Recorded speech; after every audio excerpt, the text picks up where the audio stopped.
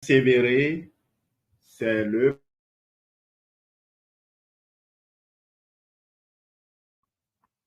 du livre Le succès selon Jack. La plupart des gens abandonnent juste au moment où ils sont sur le point de connaître le succès. Ils laissent tout tomber alors qu'ils sont à moins d'1 mètre de la ligne des buts. Ils abandonnent à la dernière minute de la partie, à un pas du toucher gagnant. H. Ross Perot, milliardaire américain et ex-candidat à la présidence des États-Unis. La persévérance est probablement la qualité dominante chez les grands gagnants. Ils refusent tout simplement d'abdiquer. Plus vous vous accrochez, plus vous augmentez la probabilité d'une issue favorable. Peu importe la difficulté, plus vous persévérez, plus vos chances de succès augmentent. Cela ne sera pas toujours facile. Parfois, vous devrez vous cramponner en dépit des difficultés, des obstacles imprévus qu'aucune planification ni aucune préparation n'aurait pu prévoir. Parfois aussi, vous vous trouverez devant une situation qui semble pratiquement sans espoir. En d'autres circonstances, les aléas de la vie mettront votre détermination à rude épreuve. La route sera peut-être plus chaotique, mais en refusant d'abandonner, vous apprendrez de nouvelles leçons, vous développerez de nouveaux talents. Il vous arrivera aussi d'avoir à prendre des décisions difficiles. L'histoire nous apprend que les grands gagnants ont dû affronter de cruels obstacles avant de triompher. Ils ont gagné parce qu'ils ont refusé de se laisser abattre par leurs défaites. B.C. Forbes, fondateur du magazine Forbes. Hugues Panero, chef de la direction de XM Satellite Radio, est un exemple remarquable de l'engagement indéfectible et de la persévérance en affaires. Le projet de Panero était de mettre sur pied le plus grand service de radio payante par satellite du monde. Après avoir consacré 2 années à tenter d'intéresser des investisseurs depuis General Motors et Hughes Electronics jusqu'à DirecTV et Clear Channel Communications, son rêve faillit s'écrouler à la toute dernière minute lorsque certains d'entre eux ont menacé de se retirer du projet si une entente acceptable n'était pas conclue avant le 6 juin 2001 à minuit. Après des négociations ardues et d'innombrables déplacements, Hugues Panero et le président de son conseil, Gary Parsons, sont parvenus à arracher une entente de 225 millions de dollars quelques minutes seulement avant l'échéance prévue.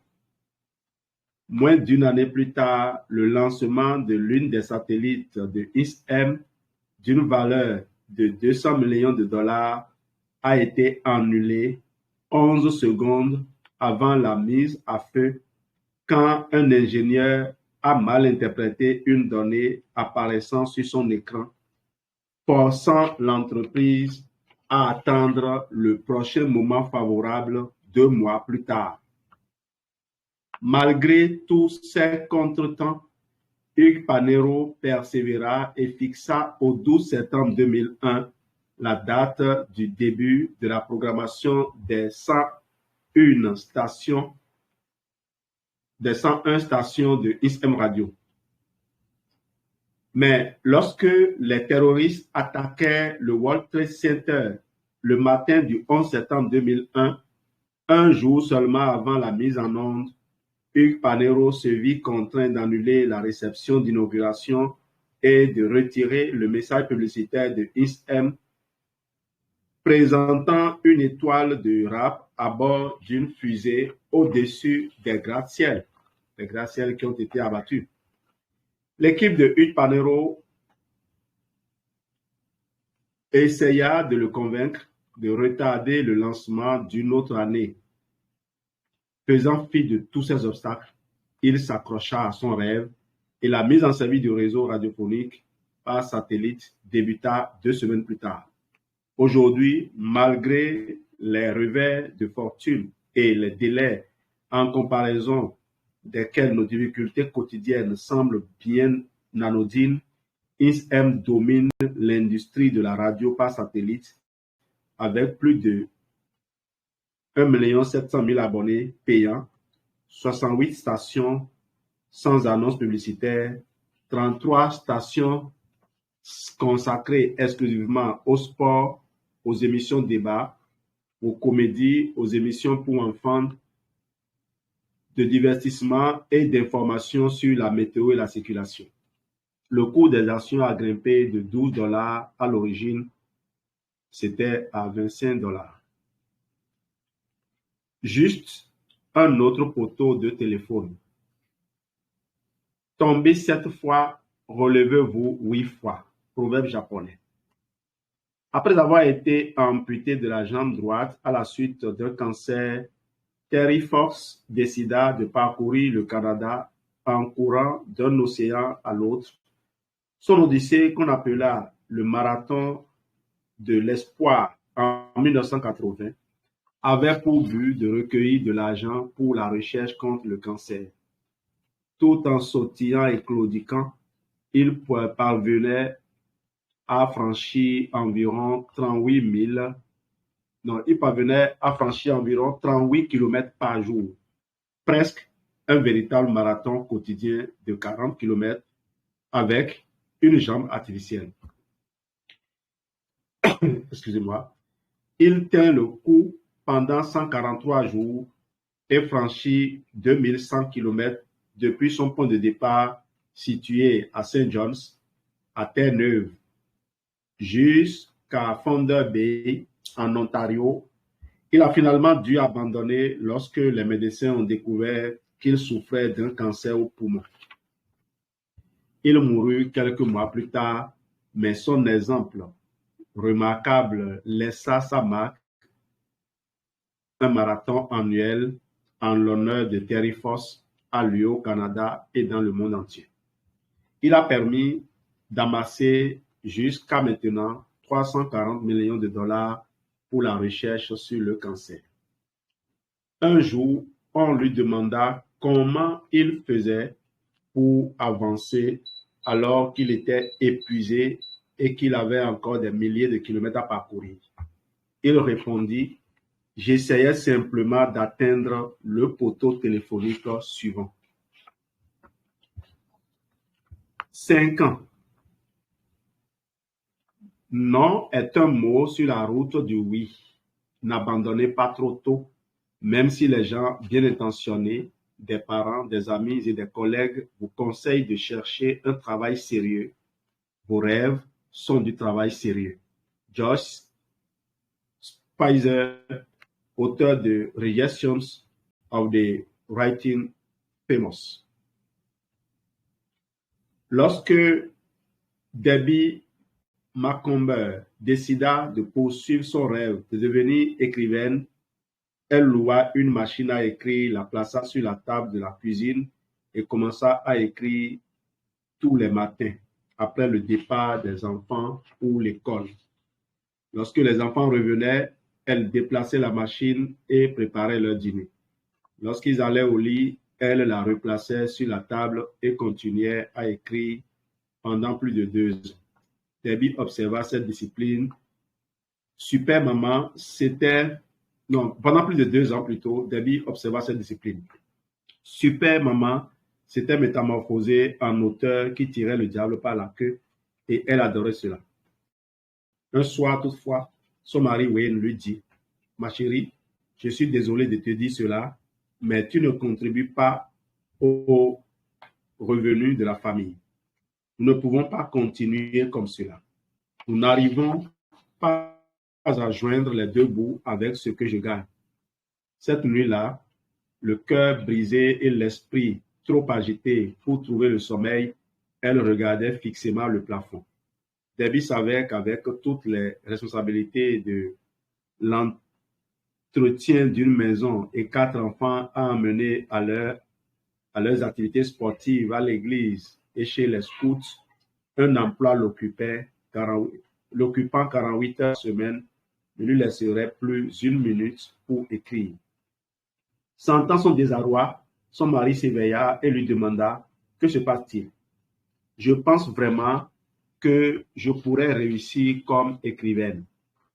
Je le crois vraiment. » Wayne demeura silencieux un long moment, alluma la lumière et dit « C'est d'accord, chérie, vas-y. » Alors Debbie retourna à son rêve et à sa machine à écrire sur la table de la cuisine, tapant page après page pendant un autre 2 ans et demi. Sa famille dut se passer de vacances, compter chaque sou et porter de vieilles fringues. Mais les sacrifices et la persévérance ont finalement porté fruit. Après 5 années d'efforts acharnés, Debbie vendit son premier livre. Et ensuite un autre, puis un autre. Jusqu'à ce jour, Debbie a publié une centaine de livres dont plusieurs ont été des succès de librairie du New York Times, tandis que 3 d'entre eux furent portés à l'écran. Plus de 60 millions d'exemplaires de ses romans ont été imprimés et elle a maintenant des millions de fidèles lecteurs. Et qu'advint-il de Wayne? Tous les sacrifices qu'il a faits pour soutenir sa famille ont été largement récompensés. Il a pris sa retraite à l'âge de 50 ans et il consacre maintenant ses loisirs à assembler un avion dans le sous-sol de leur domaine de 2200 mètres carrés. Les enfants de Debbie ont reçu un cadeau bien plus important que quelques séjours en camp de vacances.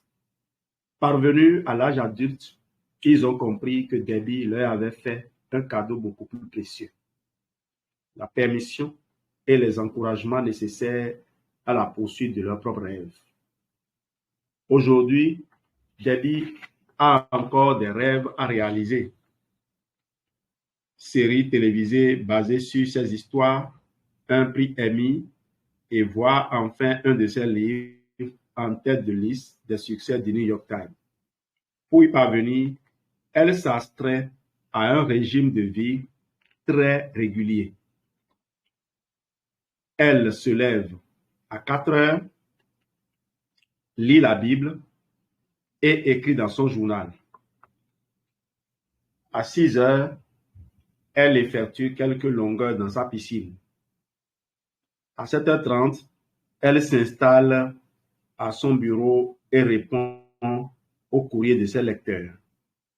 Elle écrit de 10h à 16h, produisant 3 nouveaux livres par année avec discipline et persévérance. Qu'est-ce que vous pourriez accomplir si vous suiviez l'élan de votre cœur, observiez une telle discipline et n'abandonniez jamais. N'abandonnez jamais ni vos rêves, ni vos espoirs. La persévérance et la détermination sont toutes puissantes. Le slogan « Persévérer » a déjà solutionné et solutionnera toujours les problèmes de la race humaine. Calvin Coolidge, 30e président des États-Unis. Considérez les exemples suivants. L'amiral Robert Peary a essayé d'atteindre le pôle Nord à 7 reprises avant d'y parvenir à sa 8e tentative. La NASA a connu 20 échecs lors de ses 28 premiers essais pour envoyer une fusée dans l'espace. Oscar Hammerstein a produit 5 navets qui ont tenu l'affiche moins de 6 semaines en tout et pour tout. Il a alors réalisé Oklahoma, qui a été présenté pendant 269 semaines, générant des revenus de 7 millions de dollars. La carrière d'écrivain de Tony Odell est un monument à la gloire de la persévérance. En 13 ans, elle a écrit 6 romans qui ne furent jamais publiés et elle a reçu 300 lettres de refus. Finalement, son tout premier livre, Backroads, fut publié en janvier 2000. Oprah Winfrey l'a ensuite sélectionné dans le cadre du club des livres de son émission. Maintenant consacré, le roman s'est hissé au 2e rang de la liste de succès du New York Times et il y est demeuré pendant 8 semaines. Il ne faut jamais, jamais abandonner. Pendant la guerre du Vietnam, le milliardaire de l'informatique H. Ross Perot décida qu'il allait faire un présent à chacun des prisonniers de guerre américains détenus au Vietnam. Selon David Frost, qui relate cette histoire, H. Ross Perot avait fait préparer des milliers de colis qui étaient prêts à être expédiés. Il affréta un Boeing 707 pour les livrer à Hanoï, mais la guerre battait alors son plein et le gouvernement ennemi refusa de coopérer. Aucun geste de charité n'était possible, expliquaient les dirigeants vietnamiens, pendant que les bombardiers américains dévastaient leurs villes et leurs villages. Roch Aspero offrit d'engager une firme américaine de construction pour aider à rebâtir ce que les bombardiers avaient détruit. Le gouvernement nord-vietnamien fut encore une fois la sourde oreille. Noël approchait et les colis n'étaient toujours pas en route. Refusant d'abandonner, Roch Aspero se rendit finalement à Moscou où ses aides expédièrent les présents un à la fois du bureau de poste central de la capitale russe. Il fut livré intact aux prisonniers. Comprenez-vous maintenant pourquoi cet homme a connu un si grand succès? Il a toujours refusé d'abandonner.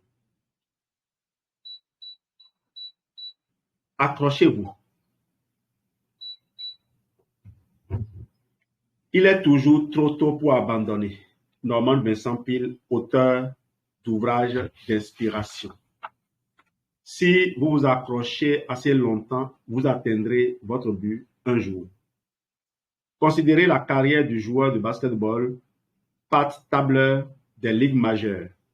Pat évolua pendant 7 saisons dans les ligues mineures et 10 saisons complètes dans les majeures. Il participa au championnat du monde et à une joute des étoiles. Lorsque vous jetez un coup d'œil à ces statistiques, vous constatez que ces 7 premières années ne furent pas très remarquables. Mais remarquez l'évolution de son salaire tandis que sa carrière progressait. Il a finalement obtenu des gains de 5 500 000 $ en carrière parce qu'il a toujours persévéré dans la poursuite de son rêve. Comment composer avec les obstacles? Pour tout chemin menant à l'échec, il existe une autre voie plus prometteuse. C'est à vous de la trouver. Lorsque vous vous heurtez à un barrage, faites un détour.